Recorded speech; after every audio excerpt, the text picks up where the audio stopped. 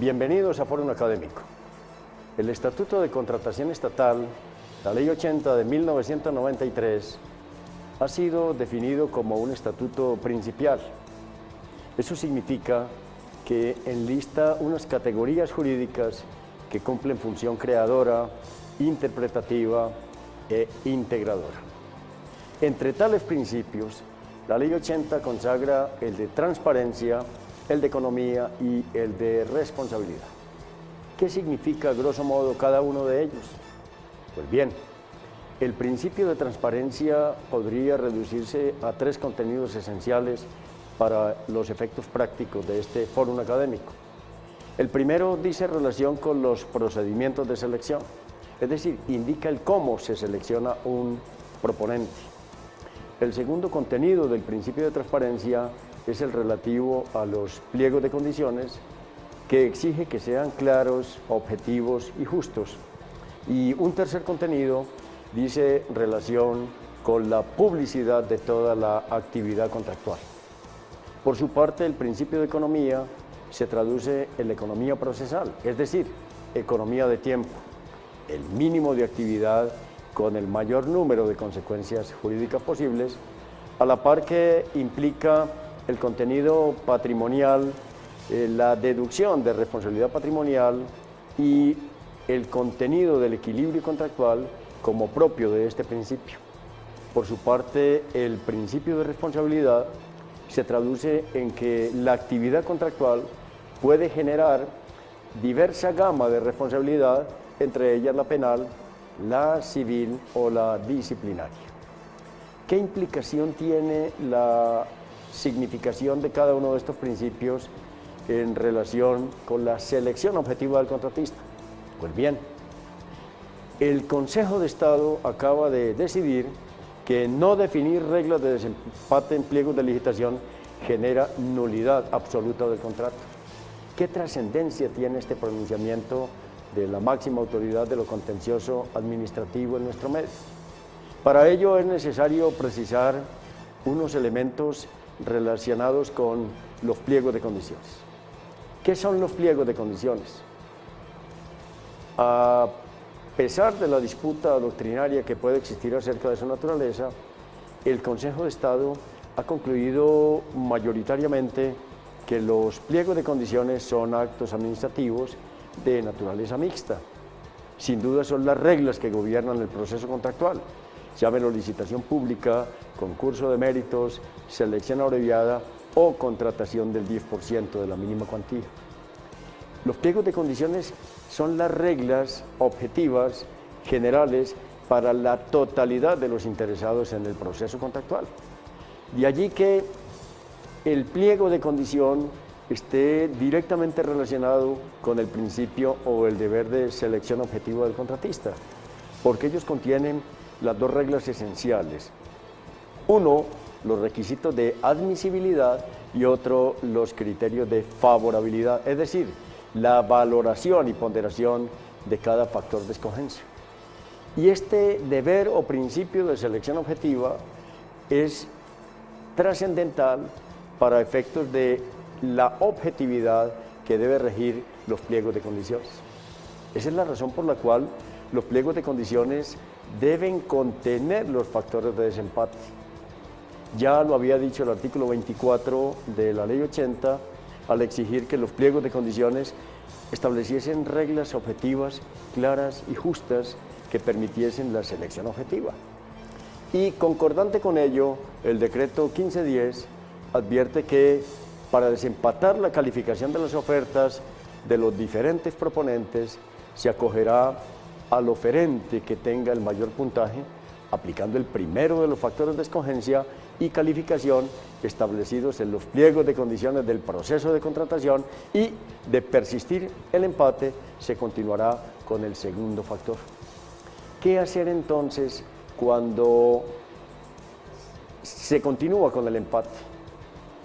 El propio decreto 1510 ha señalado que en ese evento entonces ha de tener preferencia, en primer lugar, la oferta de bienes o servicios nacionales, el régimen del MIPYME nacional, habrá de adjudicársele como tercer criterio al consorcio Unión Temporal o Promesa de Sociedad Futura en el que tenga participación por lo menos una MIPYME, y finalmente al proponente singular que acredite tener por lo menos el 10% de sus empleados en las condiciones de discapacidad de que trata la Ley 361 de 1997. Nótese que estos criterios de desempate están orientados a privilegiar la oferta de bienes o servicios nacionales y el régimen de la mediana y la pequeña empresa nacional, lo mismo que el consorcio o la unión temporal en la que haya participación por lo menos de una MIPYME.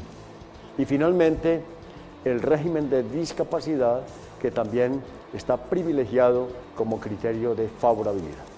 No se puede olvidar que la selección objetiva se integra con dos contenidos: el primero, la admisibilidad, y el segundo, la favorabilidad. De allí que este régimen de criterios de desempate sea fundamental para dar cabal cumplimiento al principio de transparencia y al deber de selección objetiva. Y esa es la razón por la cual, para el Consejo de Estado, no incorporar criterios de desempate hace anulable a ese acto administrativo mixto que es el pliego de condiciones. Eso además impone distinguir entre la anulabilidad y la nulidad y el competente para su declaratoria. La anulabilidad es el vicio que comporta el acto o la actuación, mientras que la nulidad es la declaración judicial de ese vicio. En otras palabras, la nulidad es la exclusión del acto del orden jurídico en virtud de la declaración judicial. Quiere ello decir que en Colombia no hay nulidad administrativa.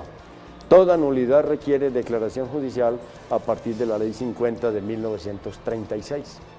Y la Ley 80, concordante con ello, ha establecido en su artículo 44 tres categorías de nulidades: una nulidad absoluta, una nulidad relativa y una nulidad parcial. En materia de nulidad absoluta, ha recogido las previstas en el derecho privado y las ha complementado con las propias de la contratación estatal, consagradas justamente en el artículo 44. Entre ellas están, la primera, celebrar contratos con personas incursas en causales de inhabilidad o incompatibilidad previstas en la Constitución y la ley. La segunda, celebrar un contrato contra expresa prohibición constitucional o legal. La tercera, celebrarlo con abuso o desviación de poder. La cuarta, cuando se declaren nulos los actos administrativos en que se fundamenten. Y la quinta, que si hubiesen celebrado contratos con desconocimiento de los criterios previstos en el artículo 21 sobre tratamiento de ofertas nacionales y extranjeras o con violación de la reciprocidad de que trata la Ley 80 de 1993. En el fondo, las causales de nulidad absoluta equivalen a un objeto ilícito. El objeto ilícito ya había sido tratado en el artículo 6 del Código Civil y también en el artículo 1523 de ese código. Lo que pasa es que la Ley 80 las traduce al contenido contractual estatal y tipifica causales específicas, pero finalmente ellas han de representar una contradicción de la actuación administrativa con el marco normativo general de la contratación. De allí pues que la nulidad sea una sanción para un acto jurídico desempeñado, realizado, cumplido en este caso, por la entidad estatal en materia contractual. Cabe preguntar finalmente cuáles son los efectos de la nulidad en materia contractual estatal. El artículo 48 de la Ley 80 del 93 ha advertido que en materia de nulidad en contratos de ejecución sucesiva no hay lugar a restituciones mutuas, puesto que en tales contratos no es posible devolver las cosas al estado anterior, ni se puede, como es apenas obvio, deshacer lo ejecutado por una de las partes. Por tal razón, como en el contrato de obra pública, que es el objeto del pronunciamiento del Consejo de Estado, la misma naturaleza del contrato de ejecución sucesiva no permite devolver las cosas al estado inicial. En tal virtud, los efectos de la nulidad han de entenderse efectos a futuro. Si quiere conocer más de este tema, visite forum.com.co.